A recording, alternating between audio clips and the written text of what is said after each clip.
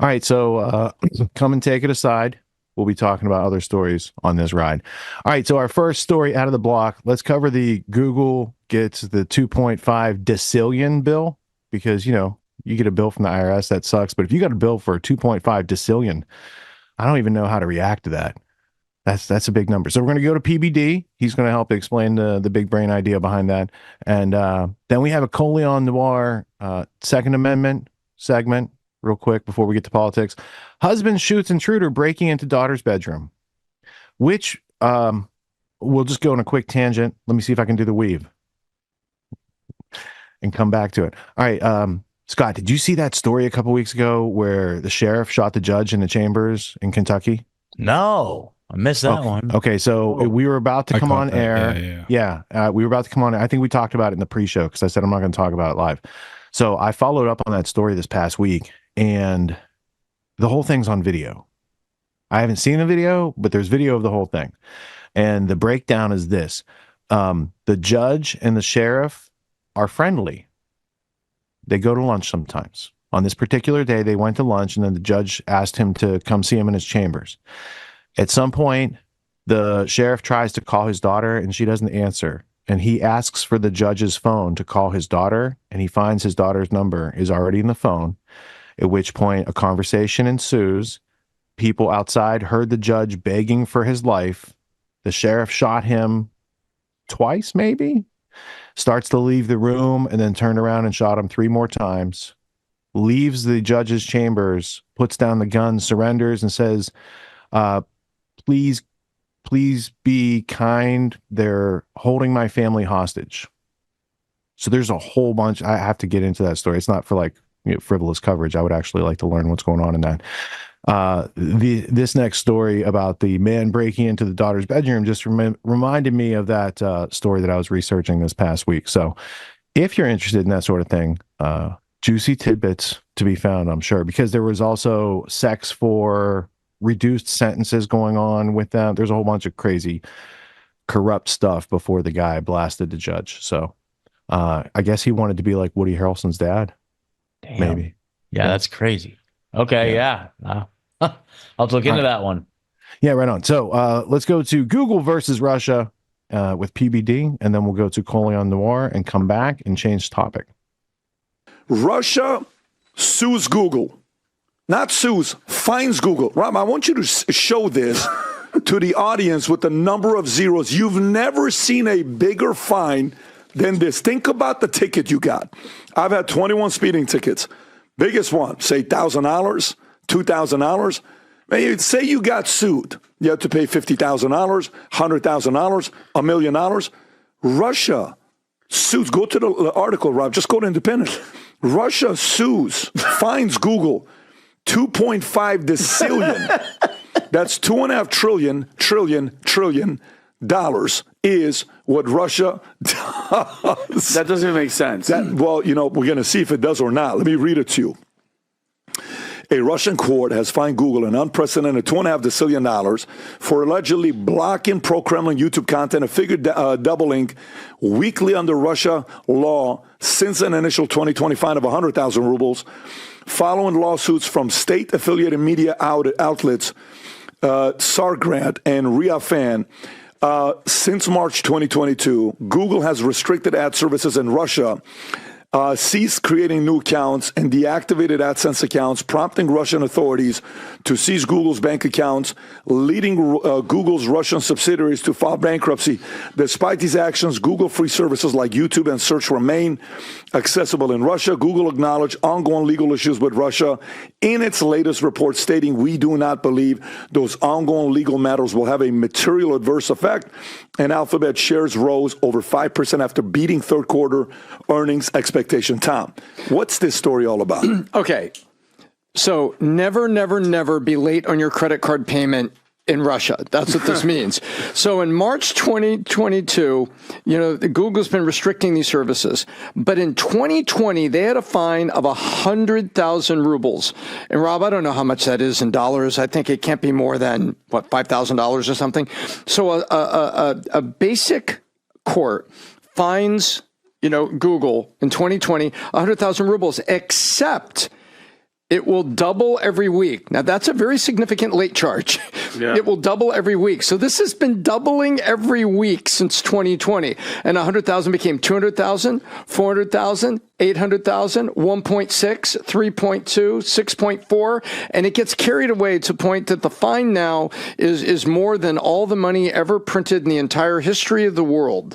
Wow. Right? So that's what's happened. So, Vinny, if you do get an opportunity, buy that townhouse in the next year or something, don't get a mortgage from a Russian bank and be late on your mortgage. Okay, so because you could own them 3 times the amount of your house. It's just funny. This is what it's really all about. Tom, is there any credibility in this? No. What's happened is it's been doubling, and Google has been using their lawyers to say, "Hey, man, we want to appeal this. We want to talk about this." And they're like, "Okay, we can try and do that, but we're going to double it again, double it again, double it again." So they basically keep doubling the fine, and it's sitting there becoming this astronomical number. But Google needs to be concerned because the government is going to come down and say, "Hey, man, you do have to pay a fine here, otherwise we're not going to let you back in." So when Trump is elected, assuming he's elected, it's going to be, Google's going to be calling Trump saying, "Hey, we got to figure out this court thing." And Russia's going to be like, "Well, we want some money, man. You're paying $5 billion. How much was Apple's fine? $multi-billion dollars to the EU Commerce Group." Russia, I think, is going to do the same thing. I think Google's going to write a check here. Is it going to be 2.5 decillion or trillion? No, they don't have. Will it be $1 billion check? I think it could be $1 billion check to get back into a very important market. I think this could be $1 billion check because they are basically saying you were censoring information in our country. Only we can do that. Not you can do that. Yeah, exactly. We're the only ones who can. So you actually think that Google is going to end up paying a fine here because who's the Google CEO? Sundar Pichai, right? So I think it's for every $1 it's 1,000 Russian rubles. But when they since March 2022, Google has restricted ad services in Russia. Well, what happened in March of 2022? That's when Russia invaded Ukraine. So there's been so many, tariffs put on Russia. Basically, here it is right here. February of 22, exactly. Russia invaded Ukraine, a major escalation of Russia-Ukrainian war started. Economic sanctions. Exactly. Economic sanctions out here. So I don't know why would Google end up paying even any money to Russia for all the sanctions that are put on Russia. Is this just... No, that Russia says they broke one of their laws and they put a fine out in the middle of them trying to negotiate it. Then the war breaks out and this keeps doubling. So the doubling is sort of comical, but there still is there's an open action here, and Google has to sort it out to go back to doing business in Russia. And if you don't think they want to do business in Russia when the smoke clears and they want to earn ad revenue and do all that, you're crazy. They absolutely need markets. Mm-hmm. Okay. Let's see if Putin So when it comes down to social media companies, Google, Facebook, any of these companies, if you're in a market like the same challenge that Musk is having with Brazil, or he's having, challenges with Venezuela, Maduro, 10 days, nobody has access to X. Those are good examples. What standard must you follow? What standard must you, the platform, follow? And who has more weight? Does the country get to say, "You don't do this, we're shutting you down in our country"? Can they do that? Well, that's kind of what Brazil did, and then Musk said, "Hey, in the name of free speech, I'm not going to be bullied into doing this or that." And there was a settlement. I don't think he came back off free speech, but there was a settlement there to get the market opened up. But there's no free speech. Yeah, but here's the question: who has more power, Tom? Google or the country?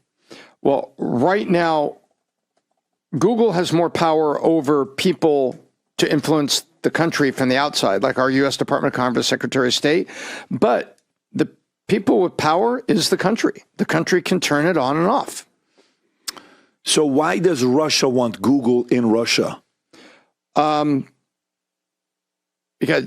I would imagine that they are going to make money or tax on the Google commerce. Google isn't going to be able to go for free into Russia and collect billions of dollars of ad revenue. But hear me out where I'm going with this. Stay with this conversation. And I'm not talking to you as if you work for Homeland Security and you have every single answer. I'm just openly talking to see what the motives are. No, you're asking the right questions. Yeah. Do you think Russia wants Google in Russia as a way to be able to speak to the American audience and the world audience to paint themselves as the innocent, good, caring about their country people? Do you think they need Google in a way to rebuild their brand to the world that they're not the villain? 100%. Okay, so then that's great, because what that does is governments will try to manipulate social, even as social is earning money off ads. Well, by the way, that's their job. They're supposed to do that. And you can call it manipulation. The enemy will call it manipulation. Russia will call it persuasion, okay? The enemy will call it gaslighting. We can say whatever Hamas is doing, whatever Hezbollah is doing, whatever Venezuela is doing, whatever they're going to say our incentive is what we're doing, right? Yeah, like so there is Russia will say it's Pravda, right. Our truth. So all I'm saying is Russia needs Google. Russia needs Google. Absolutely. If Russia doesn't have access to Google, to YouTube, like we have a channel, Rob. If you go to YouTube, type in Vitamin Russian. Okay. If you go to Vitamin Russian, okay. Type in Valuetainment Russian, and if you go to it, right, go right there. How many subscribers does it have? 300, 2,000. Go to one of our shorts. Go to one of our shorts and go to the latest one.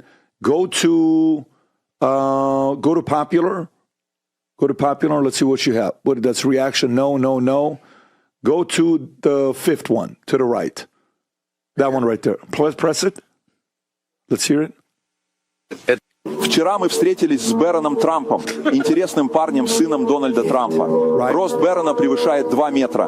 Проводить нас до автомобиля предложил Райан Гарси. Мы делаем подкаст. Сын миллиардера. But the point is, in this case, if Google says, fine, no problem, Russia comes back and says, no. What if Google plays hard? Can you find out how much AdSense, how much money does Google make from Russia? Like what percentage of their revenue comes from Russia? Let's see how big this number is. I'm actually curious now. What is the revenue Google gets? Alphabet, right? So you have to put Alphabet. There it is. I found a chart. Can we see it? Oh, it dropped dramatically in 20. Billion of Russian rubies. How much? Rubles. Is that in billions? But look, that's 2021 and then 2022. Wow. So 134 billion rubles. And rubles is what? 1,000 So 100,000 is it's one. a billion. So it's a billion rubles. And 2021, it skyrocketed almost, 60%. Can you find out what the revenue of Google in Russia is in 2023? Revenue, Google, Russia, 2023. I'm not curious what this number is. Oh. No, Russia in 2020 because Google has stopped generating revenue in that country. Google, that's exactly where I was going with this. Now, this they did because the U.S. government said their sanctions, they had to do it. So let me read this. Terminating advertising sales, withdrawing internship offers, restricting Google pay for sanction, removing over 7,000 YouTube channels, refusing GMS license domestic manufacturers, massively blocking services for Russian companies. And I'm assuming this happening, right? Okay, so that makes it. Google's local subsidiary in Russia was declared bankruptcy in 2020. Wow. Google also has fined 2 un-decillion rubles, which is probably 2.5 decillion, for refusing to restore accounts of several. So that's Google has been able to fine them. Pro-Kremlin Run Media. The fine is larger than estimated total GDP. Google is unlike, Google has been fined. This is the one they're talking about. Mm-hmm. Got it. And very interesting. So obviously this has to do with Ukraine and Russia, and U.S. took a Ukraine position, so no one is surprised with this. Of course. And they took down RT News, everything that was apps, just because, I would like to watch, I watch CNN, I watch Fox. They took down RT News. He just protected our family. Yeah, he did what he had to do. I want you to imagine this. It's close to midnight in Fort Worth, Texas. You're in bed and your family is safe and sound. And the night is supposed to be as uneventful as ever. But then you're jolted awake by the sound of your dogs barking like there's no tomorrow. You look out the window, and there he is. A man tearing apart your fence and moving closer to your house. She says it all started just before midnight. She, her husband, and 3 young kids had already gone to bed. I started hearing our dogs barking. So I woke up my husband and I'm like, hey, something is going on. They looked out the window and saw a man on their property acting erratically. He already had tore down some part of the wooden fence. This is Fort Worth, folks, one of the safest cities in Texas. But here we are, talking about a family whose sanctuary was shattered in an instant. Christina and her husband did everything right. They heard the noise, they checked it out, and called 911. But when seconds count, even the best police response is still minutes away. He was just going back and forth in the backyard to our driveway. Christina called 911. He came to our driveway, and with a wooden plank from our fence, he broke our daughter's bedroom window. Think about that. Your child's bedroom window shatters, and the line between you and danger is paper thin. Christina's husband didn't want to shoot. He shouted at the guy to leave, giving him a chance, but the intruder still kept coming. Her husband screamed at him to go away. Instead of him leaving, he came and tried to open the door, our kitchen door. So that's when my husband had to fire his gun. Fort Worth police were there minutes later. The suspect was taken to the hospital. He was shot a couple of times. Police say he's been released and is now in jail facing burglary charges. This guy's lucky to be alive. The homeowner did what any of us would have done. That moment, that decision to defend his family, it's something that stays with you long after the threat is gone. And that brings us to something Christina mentioned that doesn't get talked about enough. What happens after? What I'm afraid of is for the guy getting out, maybe through bond or something, and coming back. What if the intruder survives and decides to come back? Retaliation isn't just a plot line in a movie. It's a very real possibility. The difference now is he knows they're armed, so he might come back more prepared, maybe even with friends, maybe even more dangerous now. This is why it's not just about owning a gun. It's about having the best firearm you can and knowing how to use it. Because the reality is criminals aren't showing up with slingshots. They're armed to the teeth, and you need to be ready for that. It's why law enforcement officers arm themselves fully. Go ahead, pull it. They know what Sounds like a Kamala voter. He must be one of those black dudes for Kamala. That's the demographic she was going for right there. All right. So Second Amendment is a thing for people that I don't think people understand sometimes. They think it's about like going outside with your gun. First off, it's about keeping your family safe. Now, that guy had a fence. He had it looked like a pit bull. He had bars on his windows. And yet some crackhead, meth guy, whatever, is going to break parts of his fence to pry the bars off his window and break into his daughter's room, hoping he's a Kamala voter. And he hoped wrong because the guy got shot several times and will probably sue the homeowner for shooting him when it gets down to it. But it's Texas, so maybe, justice will be served. What do you think, Scott? What would happen in your neighborhood? Would they be able to successfully break in and injure innocent families? My neighbors' houses, yes, absolutely, they'd be able to, right? All the ones with the anti-gun propaganda in their front yards, yeah, easy soft targets right there. But you have a sign that says like protected by wireless security provided by Smith & Wesson. Yep. We have wireless. Let's see, 24-hour surveillance signs, no trespassing signs that look a little weathered and scary. So yeah, I would say there's no overt like fuck around and find out type signs, but it's enough. And plus the dog, like I'm like Luke, I set up a little bed in the background so she can be, chilling with you guys. But she has a loud bark too. And if like people knock on the door, it's like she goes off. And I'm so happy and so impressed. Like she's totally mellow and chill other than that. But when someone knocks on the door, she hears a noise that she thinks is somebody like coming in the back door, she starts barking like crazy. And I'm just like, good girl, right?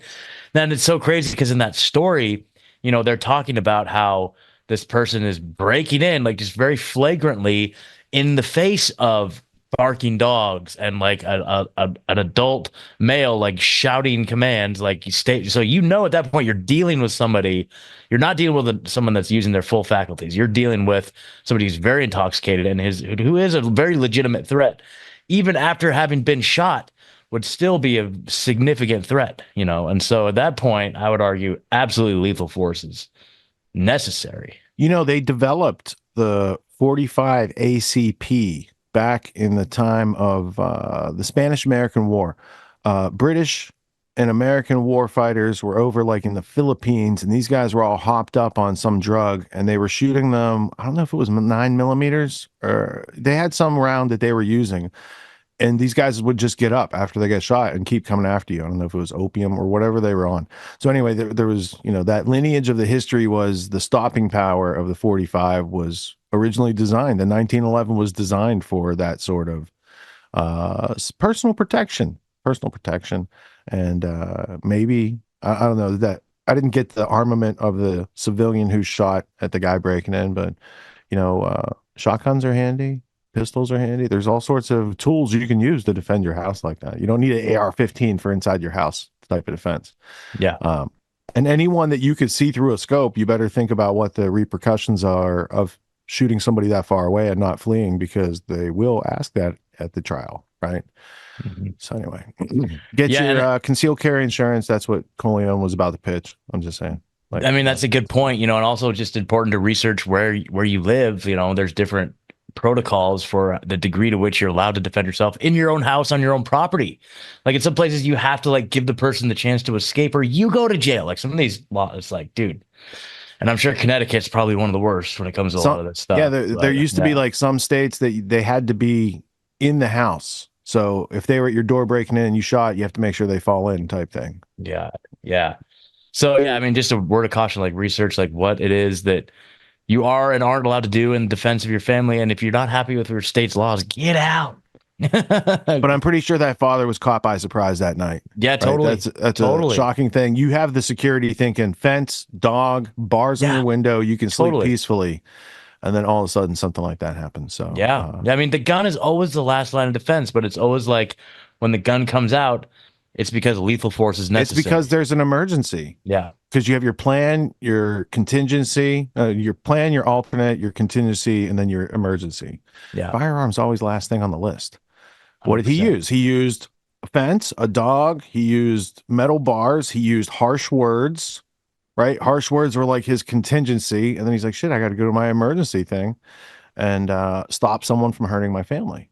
Yeah, and if this guy's breaking in here screaming kids and a father, how could you that dad's going to do anything he can to defend his family? There's just no, at that point, there's no excuse, man. No, yeah, I mean, a couple weeks ago, we saw the clip where Kamala historically has called for gun confiscation. She doesn't think civilians have the right to defend themselves against aggressors and that you should wait for the cops to show up. That she also said to defund. Which I don't know, that could cause people to take a position, not people like Arnold Schwarzenegger, because the Terminator came out this week and illustrated bravery in action. Screw your freedom. See, I could do that impression. That was pretty easy. California.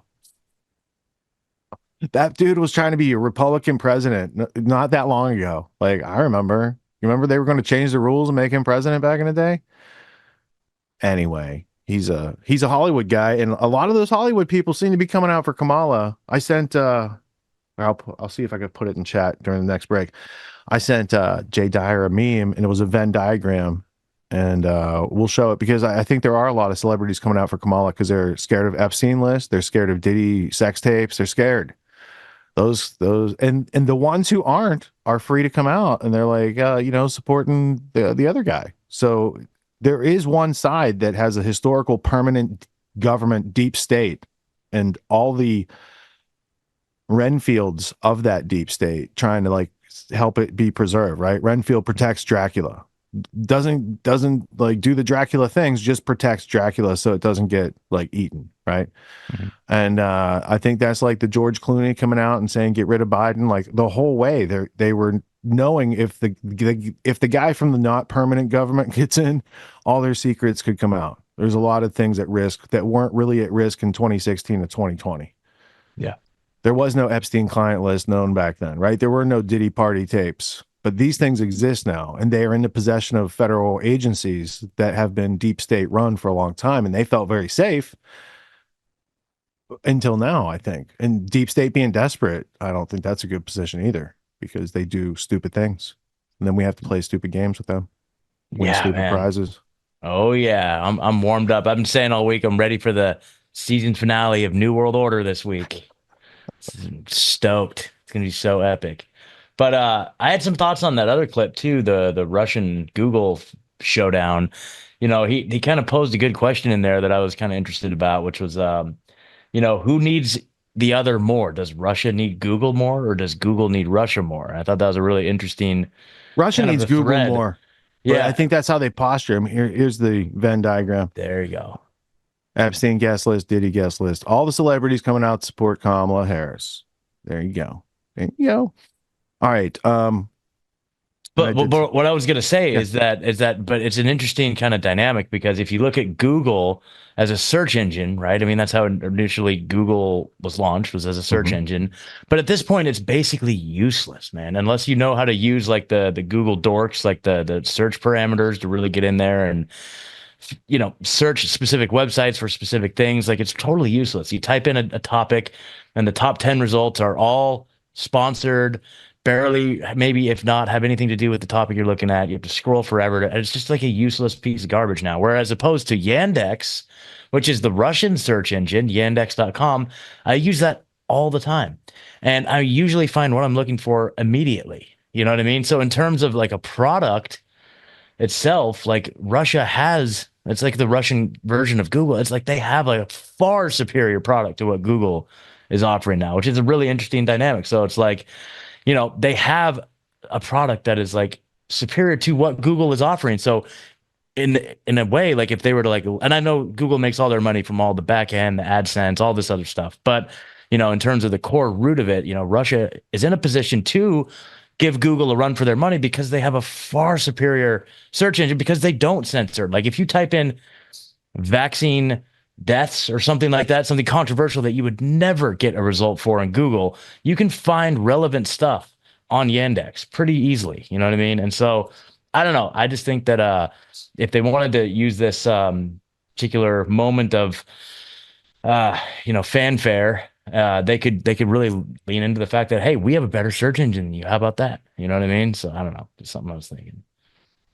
Well, we don't have to think about that, because $2.5 decillion isn't being paid by anybody. It's more money than's ever happened on the earth ever. Twice a year, I teach a course called Autonomy. It's a 12-week course. It teaches leadership, entrepreneur skills, executive skills, all these types of things that I saw were taken out of our education system in order to make the schooling or indoctrination system that we've all probably went through. And it has served us well enough to be interchangeable cogs in the machine of the globalists. But if we want a homestead, if we want write our own ticket, work from home job, work from anywhere type of situation, they're not exactly handing those out at the end of college. They give you a piece of paper and they're like, good luck. So reality is dropping us off here, but the demands of reality are up here.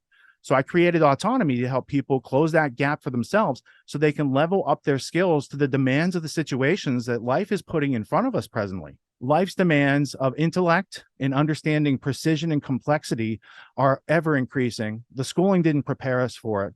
The media is not going to do anything but reinforce what schooling prepared us for. And so we're going to have to take a leadership position and take steps off the beaten path to kind of blaze our own trail in life.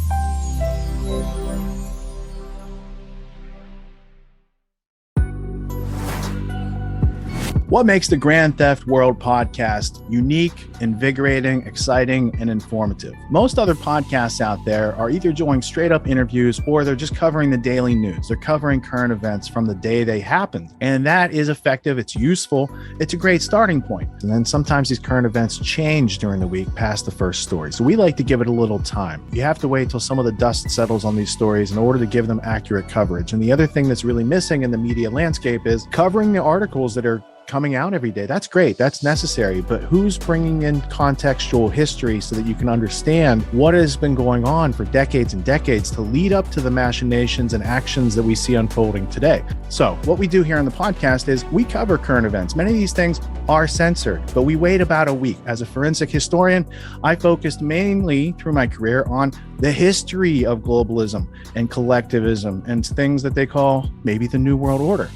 There's a lot of facts to these sort of circumstances, groups, events, activities, working groups that they've had over time. So for Grand Theft World listeners, we not only break down the current events, most of which that are censored during the week, we provide you with contextual history, we give you the source notes, the references, we do deep dives, and this really empowers you with an understanding of context and history so that you can make more informed decisions in your life. There's also a community, a membership where you guys can actually ask questions and we can get into the show and we can share evidence.